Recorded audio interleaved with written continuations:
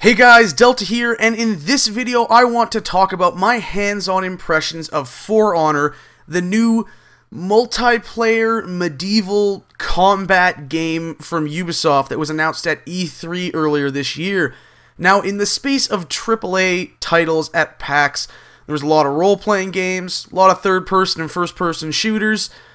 This is a game that felt immediately fresh and unique compared to the other stuff I saw.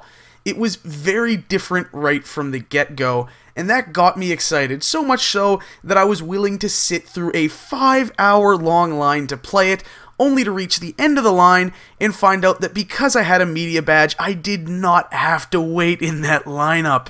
Anyways, you don't want to hear me rambling, let's talk about the game itself. The combat was really engaging right off the bat. It was something that had me super interested and hooked and wishing I could have played more than the 20 minutes I did have with the game. It's easy to learn the basics of swinging your sword and defending, but it also felt like this is a system that's going to take a whole lot of time to master. I really wish I could have had more time with it. They did give us a practice period at the start of the demo before throwing us into an actual PvP match, which was nice because this is a game that I definitely don't think you could just throw people into blindly. They'd be absolutely lost because the control scheme is something very different, at least from anything I've played before. One of the things I really love about For Honor is the way scoring works. So the footage you're seeing, the mode that I played, is from a game type called Dominion, which is basically your standard domination, 3 zones to capture sort of game. So if you capture a point, you get 150 points towards your team's score, but if you lose that zone, you lose 150 points as well. So you get this really cool back and forth tug of war sort of feel to the match, where you could be down by 500 points and flip that completely in 10 seconds just by capturing points and taking out the right hero characters, as they are called. And that is really cool. It created this great sort of intensity that not many games can replicate, at least in this situation. We were playing sort of ideal conditions where we had 2 very good teams. Our group was on one side, and then we were playing against Actabunny Fufu and a couple other guys from Twitch that I didn't recognize.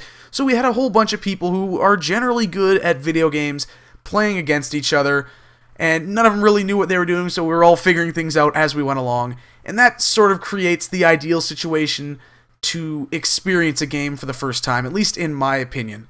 The adrenaline that kicked in when the teams break, which is what happens when one team gets over 1,000 points, the opposing team will then break, and if you kill the playable characters, the human-controlled characters, they are eliminated from the game and do not respawn unless their team either rallies or kills someone on your team. I'm not quite sure how that system works. It was a little confusing. It looks like there are a few conditions on how players can return to the game, and I'm not 100% certain on all of them.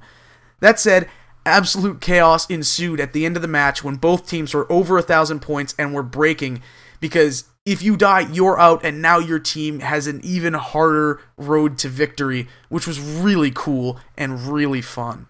I do worry that the combat's going to become a bit too much of a spam fest, or heavily favor those who just attack first and only attack. I was trying to play defensive and, I guess, think about what I was doing more, where I'd try to defend and dodge and parry and find a weakness that I could exploit, and that didn't seem to work out for me that well. I'm also very curious how the factions are going to balance out. The demo I played only had the knights available. The footage you're seeing has the knights and the samurai. What we know about the samurai is they will attack with quicker and more powerful strikes, but they have a weaker defense. The knights, I believe, are very strong defensively, and we don't really know anything about the Vikings other than a quick couple of glimpses in trailers. The game also looks really nice visually. The demo we played was either on a PS4 or on a PC with PS4 specs. We were using DualShock 4 controllers, and I thought it was one of the more impressive games that I saw visually. The art design holds up really nicely. The game itself just looks fantastic. I really enjoyed the medieval sort of look. Not many games have really done that lately. I know Chivalry's out there, but I don't think it's a time period that's being explored too much, at least in major releases these days. On top of the visuals, the sound design was really nice. The sound effects of swords clashing and all these minions attacking each other in the middle of the map and shields bashing against each other and all that was really nice and just a treat to hear. But what I really need to see with For Honor are the offline components, because these multiplayer focus games tend to flame out if they don't have something to keep people engaged for a long period of time. And Ubisoft has announced that there will be a single-player campaign for this game, but we don't really have any details on it. Actually, we don't have any at all, at least not that I know of. So I'm curious to see how that's going to turn out. For Honor is releasing on PlayStation 4, Xbox One, and PC. We don't have a release date, but it's expected to be a 2016 release right now.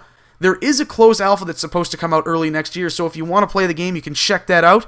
But those are my thoughts on For Honor. I hope you guys enjoyed. Subscribe for more PAX content. Follow me on Twitter if you want to see whatever I'm rambling about on any particular day. Again, thank you guys for watching, and I'll see you next time.